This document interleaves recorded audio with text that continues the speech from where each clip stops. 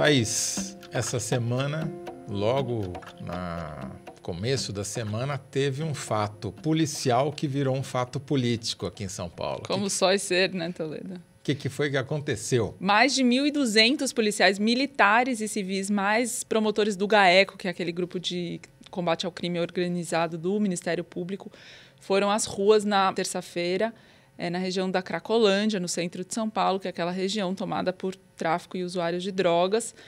30 cães farejadores, mais de 300 viaturas, enfim, até inclusive o governador Tarcísio de Freitas sobrevoando de helicóptero. A atuação do crime organizado na região central da nossa capital, o objetivo era uma abordagem abrangente. Resultado de um ano de investigação dessa força-tarefa inteira sobre o que eles chamam de ecossistema do crime que está estabelecido lá. E esse ecossistema ao fim e ao cabo, segundo os investigadores, eu conversei com um deles que pediu reserva, pediu para não ser identificado, é o que permite com que essa situação seja conhecida de todo mundo, qualquer pessoa que passa na região vê as coisas acontecendo com os próprios olhos, tem polícia e tem agentes públicos olhando e vendo tudo, e ninguém pode fazer nada, e isso nada muda. Quando muda é para pior, porque as operações anteriores não tiveram e a região foi definhando, né? O comércio foi fechando, foi ficando perigoso de andar só ali, você não pode nem imaginar em sacar o celular ali que você vai ser roubado, é um perigo. E esse celular que é roubado, ele tem um destino já certo. Ali inclusive mesmo. Que faz parte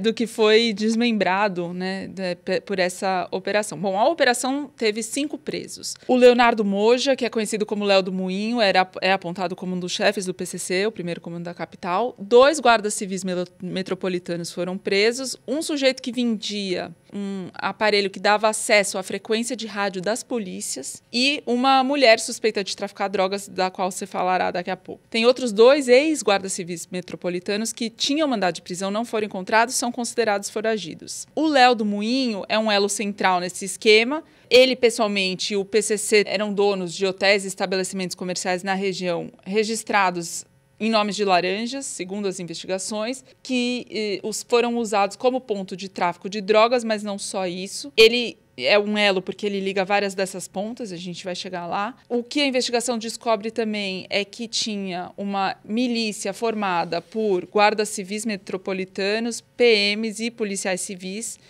que são acusados de extorquir dinheiro dos comerciantes em troca de alguma proteção. Calcula-se, inclusive, que eles chegaram a acumular 6 milhões de reais em propina em quase um ano, que durante esse tempo de É um círculo investigação. vicioso, né, Thaís? Porque quanto mais você deteriora a região, mais insegura ela fica, mais oportunidade de negócios tem para os corruptos da lei oferecerem proteção. Essa é a chave da investigação, exatamente isso. E inclusive, eles tomaram alguns cuidados em relação a isso que eu já vou dizer, mas é isso, você já matou na primeira. Mais de 40 prédios comerciais foram lacrados, que eram pontos usados para o tráfico de droga e lavagem de dinheiro, e aí você pega, por exemplo, os ferros velhos, né? Alguns desses estabelecimentos eram ferros velhos. Os donos eram suspeitos de explorar a mão de obra de dependente químico. Os investigadores, por exemplo, acharam num dos ferros velhos uma nota fiscal de 1.500 litros de pinga. 1.500 litros de pinga? 1.500 é uma litros tonelada de e meia de pinga. É muita pinga, porque a pinga era a moeda que eles usavam para remunerar usuários dependentes químicos que furtavam fios de energia da rede pública, semáforo, poste de luz, e levavam o cobre que eles tiravam do equipamento público para trocar por droga e pinga. Literalmente passavam nos cobres. Exato. Para usar uma expressão que a sua avó usava. Tem o Ministério Público do Trabalho envolvido, porque muitas das condições encontradas lá eram análogas à escravidão ou de servidão contemporânea também. E tinham crianças e adolescentes submetidos a esse esquema. Esses hotéis e hospedarias do PCC, alguns dos quais quase todos, bom, pelo menos os identificados lacrados, eram usados para armazenar droga, trocar, etc. Eram usados também para exploração sexual de mulheres e de menores de 18 anos também. E eles eram usados também, Toledo, como tribunais do crime, segundo os investigadores. Ou seja, os membros da facção criminosa e, inclusive, os frequentadores de fora eram julgados lá dentro para manter o controle de todo o ecossistema, como eles chamam. E isso que toca nesse ponto fundamental, crucial da investigação que você já abordou, que é a vitimização dessa população e a revitimização dessa população. O pressuposto dos investigadores era que, se tratasse essa população como vítima, você conseguia desbaratar uma das lógicas desse sistema, que era justamente deixá-lo cada vez mais degradado, para que ele fosse cada vez mais lucrativo para quem estava por cima operando tudo isso. Então, quanto mais vulneráveis estavam esses usuários e os outros, enfim, todas as pessoas que estavam submetidas àquelas condições, quanto mais vulneráveis, mais desesperados e dependentes do esquema eles estavam.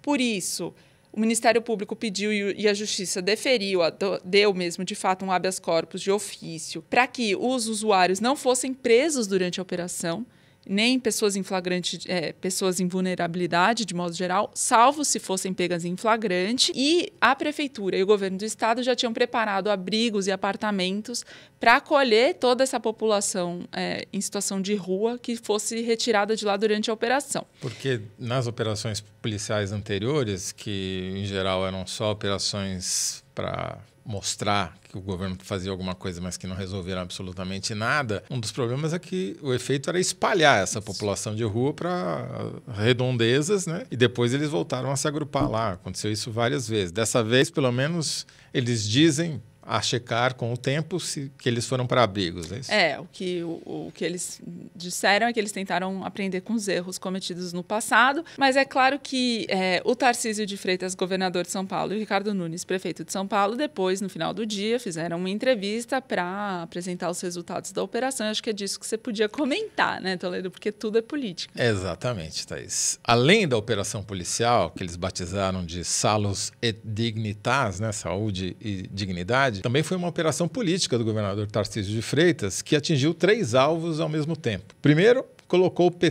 colou a imagem do PT ao PCC, porque uma suplente de vereadora do PT na cidade de São Paulo foi presa por suspeita de tráfico de drogas. É a Janaína da Conceição Cerqueira Xavier, que é uma líder comunitária.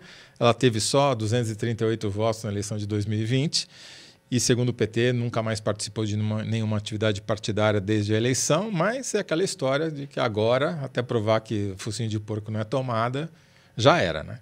Conseguiram esse trunfo que vai ser usado contra o PT, certamente. Então, primeiro alvo atingido. Segundo alvo, joga pressão sobre o PSDB do José Luiz da Atena, candidato a prefeito tucano em São Paulo.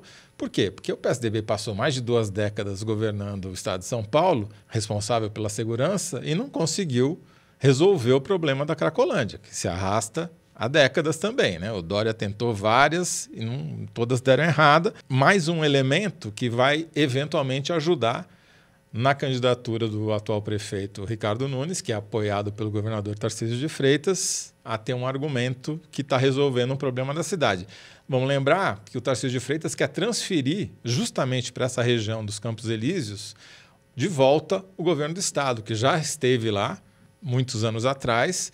Hoje está no bairro do Morumbi, lá no Palácio dos Bandeirantes, e que ele quer levar para lá de volta junto com outros órgãos da administração pública. E terceiro alvo que o Tarcísio conseguiu atingir foi ele mesmo. Quer dizer, ele conseguiu ganhar visibilidade tentando resolver um problema que a população sente na pele os efeitos, que é o problema da Cracolândia, mas, de um modo geral, o problema da segurança, que é justamente um ponto vulnerável do governo federal. Né? Isso, e o grande tema das eleições. Exatamente. Então, foi uma coincidência, porque essa reunião já estava anunciada desde a semana anterior, mas no dia seguinte, a operação que recebeu aqui o Salus et Dignitas como nome, o Lula fez uma reunião no Palácio do Planalto com o ministro da Justiça, Ricardo Lewandowski, para ele apresentar para outros ministros, governadores e ex-governadores, o projeto de emenda à Constituição que federaliza as investigações sobre crime organizado, dá poder para a Polícia Federal investigar coisas que, mesmo quando não há crime transnacional, né? Que é uma maneira de o governo federal ganhar também visibilidade nesse tema. Protagonismo, né? Exatamente. Só que esse vai ser mais uma fonte de embate entre o Lula e o Tarcísio. Porque o Tarcísio, obviamente, não quer entregar esse protagonismo para o Lula e para o governo federal. Então, vai ter uma disputa para aprovar essa PEC no Congresso, que promete ser bastante quente, né? E desembocar lá em 2026. Essa tempestade está se armando, né? Exatamente isso. Quer dizer, eu acho que esse é o ou seja desse primeiro bloco, né? Quer dizer, o Tarcísio, caso ele se anime a enfrentar o Lula na eleição presidencial já de 2026, embora ele, né, pudesse ser candidato à reeleição ainda, mas se as circunstâncias favorecerem essa disputa, e ele obviamente teria que deixar o governo aqui, um dos nomes que é cotado para ser candidato a governador, caso ele não seja, é o do atual secretário da Segurança Pública, o Guilherme Derrite, que é um ex-oficial da Rota. Ao lado dele. Exatamente. Para anunciar os resultados. Exatamente. Então, ou seja, de verdade é o seguinte, quer dizer, a Operação Salus et Dignitatis foi mais um tijolinho na construção e na desconstrução de candidaturas, tanto agora nessa eleição de prefeito, quanto na eleição de governador e presidente de 2026. Bom, mas não vai ser tão fácil assim. Mas, Thaís, um outro personagem que a gente não mencionou, que é importante nessa história, é o Gilberto Kassab, que é o braço político do governador Tarcísio de Freitas, um dos operadores, talvez o principal operador político dele, e a gente vai falar sobre o partido do Kassab, que sofreu de um problema de inchaço, é isso?